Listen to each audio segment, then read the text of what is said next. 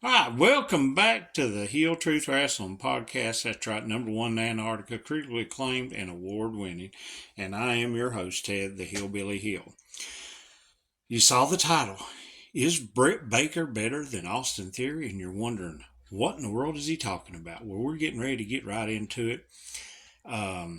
If you're new to this channel, there are a lot of great episodes on archives on the audio platforms, Spotify, Amazon, Apple, wherever you find that, The Hill Truth. We've just started YouTube, so you can go back and check those out. You can reach me at heeltruthpodcast@gmail.com. You can put comments here in the YouTube or, leave a review on Apple, Spotify, Amazon, 5-star reviews. We love those. Like, subscribe, follow here. Do all those great things. We just appreciate every bit of it. But what am I talking about? Is Britt Baker better than Austin Theory? Well, what I've done in the past with the audio episodes is I have done a thing called buy, sell, and hold. And what I do on that is we sort of like the stock market, okay? Like you hold a stock, let it ride out for a little bit, see what it's going to do, or you give up on it, you sell it, or you think the stock's going to rise, so you buy it. So I've done some episodes in the past about heels and whether you should buy their stock, sell their stock, or hold on to their stock for a little bit. So that's what this episode is about. And we're going to get to Britt Baker and Austin Theory. And you say, well, Britt Baker isn't even a heel. Well, we're going to talk about that, okay? So we are going to pick some wrestlers from WWE and from AEW and let you know what you should do with them, okay? So let's go first to WWE. If I am dealing in the stock market of heels on WWE, who would I sell? Okay, well, right now I would probably sell Imperium. Now, I'm not talking about Gunther. Gunther himself has done a great job as a heel. I've given him plenty of praise. Finally, somebody, after years of saying they were going to bring the IC title back to prominence, has done it. I mean, he broke Honky Tonk's record. He's had some Match of the Year candidates the last couple of years, so doing a great job. But Ludwig Kaiser and Da Vinci, I like them, and I like them being with Gunther, but I don't know where they're going with this storyline because there's a lot of, a lot of fracture there, a lot of distension there. Gunther's not happy with them. So what's going to happen with him? I mean, is Gunther going to kick him out? Is he going to beat him down? How would they do his faces? Or is it just going to be one of them? Is it going to be Da Vinci? Could Da Vinci play a face, if he gets beat down by Kaiser and Gunther? So if I'm holding stock in Imperium as heels, not Gunther, but Ludwig and Da Vinci, then I'm selling it because I just don't know the direction they're going in with them as far as storyline and with the distinction in the group. I just don't know. So I would sell them as stock. Now, Austin Theory, he's in the title. What are we going to do with Austin Theory? Well, I'm going to put him on hold. Okay. I've spoken some audio episodes in the past about Austin Theory. Yeah, a lot of people have had praise for him. He's going to be the next big thing. He's had the match with Cena. He won the Money in the Bank. He was Vince's guy. He even did the golden egg thing. Then after the Money in the Bank debacle, I'm calling it a debacle because he used it for the U.S. title, which at the time had an open challenge. He didn't even need to use it. So yeah, I'm calling it a debacle. Triple H seemed to reset his character. But since then, besides the Cena stuff and some of the other things with Rey Mysterio and all that, where are we headed with this character? Especially as a heel. Because as I've said also in previous episodes on the audio platform, Grayson Waller is up now. And now they're a tag team. And Grayson Waller, to me, is a better version of what Austin Theory is. They both good in the ring, but Grayson Waller has more charisma, better on the mic. And think about it. In a singles program, as a heel, especially not at the main level yet, as a mid-card, top of the mid-card heel, who would you rather see on your TV screen battling some of your favorites? Would you rather see him in a program where they could have a good promo battle with somebody like Grayson Waller, who does have charisma, or Austin Theory? And this is just my opinion, but I think Waller is what they wish Austin Theory was. And now I think this tag team is just to tide them over because they really don't have any plans for him. Because as you will see in this tag team, Theory will probably end up taking the majority of the pins so they can protect Grayson Waller. Then where does that leave Theory? Is he just going to be a mid-card heel, or is he going to get back up to the main event? So right now, I am sort of in the holding pattern on Austin Theory to see what they're going to do with him and see exactly where they go with him. Okay, so after Austin Theory in the WWE, who are we going to buy stock in as a heel? Well, I'm going to say Mr. Drew McIntyre.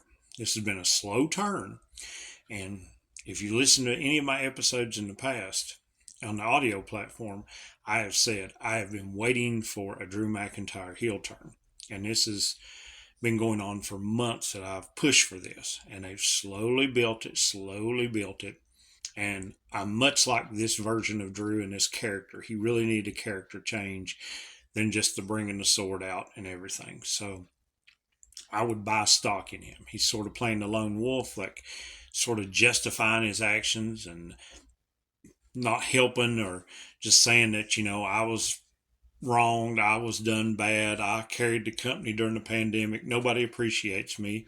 And that's, great stuff for a heel turn. It makes you feel justified in your actions, that you're going to do anything to win, that you're going to betray friends, that you just are trying to get back that glory, get back that gold that he felt like was taken from him wrongfully. So I think Drew McIntyre is leaning into this character, and I would buy stock in it. I want to see where it goes, and I think he's going to do a good job with it. Now, another buying stock, and this is a long-term future stock, I guess they would call it in the stock market, something that's probably not going to happen till around WrestleMania, so months down the road, okay? But if you want to pick up on a stock that is going to turn heel and go ahead and have it on the ground floor, that would be Mr. Kevin Owens. He's over at SmackDown. He still has problems with Jay and the bloodline, and eventually he will probably have problems with Cody. And we don't know how all this will work out, but I could see Cody, if he does beat Roman, then that means Cody would be able to be back over on SmackDown, and Kevin Owens could turn and actually be one of his first programs, Cody and Kevin Owens. So look out for that. And he may even turn before then, and we see another match between Kevin and Sami Zayn at Mania or something like that. I don't know how it's going to play out, but I'm figuring probably around Mania time, right after, we will see a heel turn from Kevin Owens. So keep that on your radar. Write it down. October 2023. Old Ted the Hillbilly, he'll call this, and you can go ahead and buy that stock early. Okay? Now, let's go on over to AEW. So what are some heels over there that we're dealing with? Well, on the selling side, I thought about this, some different ones, and these guys just turned heel, but I'm really not buying it. They needed a character change, but I'm just not buying the act. And I would sell Dark Order. I mean, they went for so long, and I didn't know where they were really going with them. They were a nice comedy act. They were there to eat losses. Then they've been doing a lot on Ring of Honor. And they did have a good little story with The Righteous and Stu Grayson when Stu got to come back and was with Ring of Honor. But then now they're getting aggressive, and then they're going against Hangman and the Bucks, and they're doing these vignettes and acting like they're really good people, but they're trying to play the heel. But I don't know. To me, I would have just disbanded the Dark Order and sent them in a different direction. But I'm just not buying them as that heel group that's going to be able to do a lot. And I would sell their stock, even though they just really sort of turned heel. And maybe it's a slow burn. Maybe I just don't like it. But they needed something different. So I'll be honest, I don't know what the answer is for them. I don't know. Maybe they just need to take a break and just be on Ring of Honor. And Ring of Honor needs to be completely separate from AEW. I've mentioned that, and I'll mention again. I don't like all these belts going back and forth and all that. Too many belts. So even though I'm a big AEW fan, I don't like all the Ring of Honor stuff on there. But we'll save that for another day.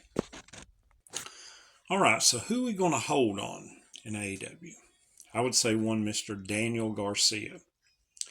I've always been a big fan of Daniel Garcia. I think he's going to be a big star. He's early 20s. He's got so much potential. And even though the Jericho Appreciation Society lasted a little bit longer than it should, and I think we were all getting a little tired of it, he did pick up some things to add to his character, and he's doing the dance and everything like that. But now that he's gone from Jericho and with 2.0, who I love 2.0, these guys know their role. They know they're there to do some comedy. They know they're there to take pins and get beat when they need to. They know they're there to just jump in the ring, run interference, do all these different things. They know that they're not going to be considered for world titles and things like that, but they know their role. And now they're having problems with Daniel Garcia. So is Garcia going to go back and side with Jericho now that Jericho's playing face? Or is Garcia going to take up an offer from Don Callis? Because we've seen Callis talking about him, which I love Don Callis and his family. I think adding Hobbs was great. Hobbs is good with vignettes, but when he's with a live mic, he doesn't do as well. So I think Don Callis being the voice of him, just like with Callis is the voice of Takeshita, I think that's great. So Daniel Garcia, if he goes that route, that might be interesting. But then if he's going to go face, and people have been wanting him to be a face for a long time, so I don't know how he's going to go. So that's why I want to put him on hold for right now. Let's just hold that stock and see where Mr. Danny Garcia ends up. So who are we going to buy? Well, I'm going to have a little bit of a collective unit for buying, and that'll be 3/4 of Bullet Club Gold. I mean, Jay White's already an established heel. He's doing great. Love Jay White. Speaking of Jay White, got some friends, Armchair Booking Podcast, and if you've not checked them out, because they did an interview this past week with Larry Zbyszko, and Larry Zbyszko spoke about some heel psychology, about stalling, how he was known for just stalling a match. And to me, Jay White is the best at that right now in the game. He knows how to stall. He knows how to draw heat through just stalling. So, love Jay White. But I would buy stock in the rest of the guys too. Okay, Juice Robinson, loved that character. When he first came to AEW, he really didn't do a lot. But now that he's with Bullet Club and reunited with Jay White, he's funny. He's there. He knows how to get on your nerves, and just his facial expressions and things he says and does. I just love this act. So I love him in that. And the Guns, I've said before, the Guns have turned into a great heel tag team. Their in-ring is starting to catch up. I mean, I don't know. I think Austin started a few years before the pandemic, so he might have 4 or 5 years of wrestling experience. And Colton started like right during the pandemic, so he might only have about 3. So them two wrestlers together combined have less than 10 years experience, and you can tell they're learning. Their double teams are getting better. Their in-ring, their selling is getting better. And the more they get on the mic and being around somebody like Jay White and Juice Robinson and being with that group, their mic skills will improve. And they just know how to be arrogant little pricks. And they know how to draw heat, and people love to boo them. So I love them as a heel tag team. So no matter who, whether it was FTR or if another babyface tag team wins the tag titles, they're a good heel tag team to go against and can look credible because they have held the belts before and they know how to cheat when they need to. So really high on Guns and Juice Robinson of Bullet Club Gold. So do I have a long-term pick for AEW? Yes, I have a futures pick, okay, for heel. So go ahead again, mark your calendar, October 2023. Britt Baker's going to turn heel again, okay? Now that the Outcast stuff is sort of watered down, if you'll notice in the last month or so, she's been having problems with Sheeta. They can't get on the same page. They've had a history in the past, okay? Britt was the one to take the title off of Sheeta. And so I think we're going to see them reunite, I think, in a feud. Britt Baker's going to turn heel because her character as a babyface has sort of grown stale. And once she turns heel, and I don't know if she'll take the title from Sheeta or if she will just get in a feud with her.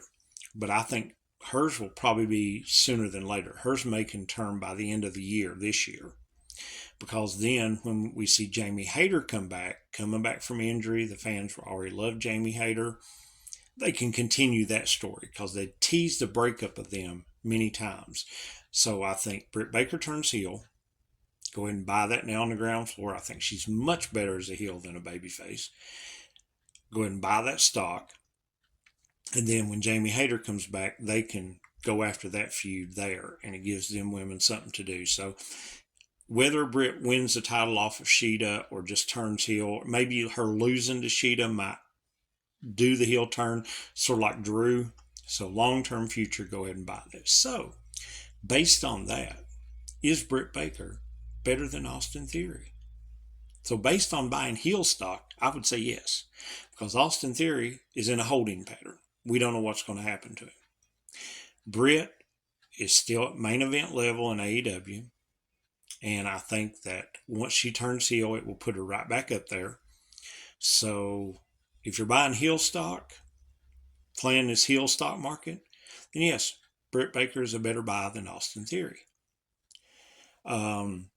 So that's where I would go with it. Okay. Now, that being said, is there anybody you think, maybe there's some other heels that you think should buy, sell, hold? Let me know in the comments, okay? Let me know, or maybe you disagree with what I'm saying, Another one I consider putting on the list for the holding pattern is Jimmy Uso. Don't know what they're doing with Jimmy, but I may have to do a whole episode on that. I did the one little episode about Jay being HBK and Jimmy being Marty Jannetty.